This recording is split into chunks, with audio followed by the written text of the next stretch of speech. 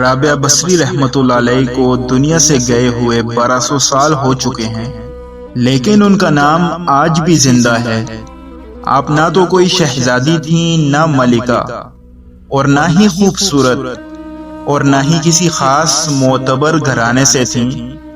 ان کی عادت یہ تھی کہ وہ روزانہ عشاء کی نماز کے بعد غسل کر کے کپڑے بدل کے اپنے خاوند کے پاس جاتی اور ان سے پوچھتی، آپ کو میری ضرورت تو نہیں؟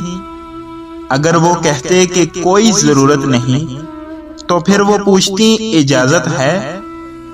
اگر وہ کہتے اجازت ہے تو پھر مصلی پر کھڑی ہو جاتی اور فجر کی نماز تک مصلی پر ہی رہتی۔ ان کے خاوند جلد ہی فوت ہو گئے تو حضرت حسن بصری رحمۃ اللہ علیہ اس وقت بصرہ کے امام تھے۔ وہ خود آئے اور آپ کی خدمت میں آ کر کہا کہ میں آپ سے شادی کرنا چاہتا ہوں۔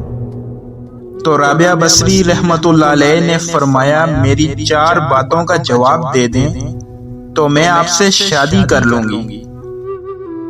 حسن بصری رحمۃ اللہ علیہ نے پوچھا، کون سی 4 باتیں؟ تو آپ نے یہ 4 سوالات کیے، مجھے بتائیں کہ میں جنتی ہوں یا دوزخی، مجھے بتائیں کہ قیامت کے دن اعمال نامہ میرے سیدھے ہاتھ میں آئے گا یا الٹے ہاتھ میں، یہ بتائیں کہ جب اللہ تعالیٰ نیکیوں کو تولے گا کسی کے گناہ بڑھ جائیں گے، کسی کی نیکیاں بڑھ جائیں گی، میرے ساتھ کیا معاملہ ہوگا؟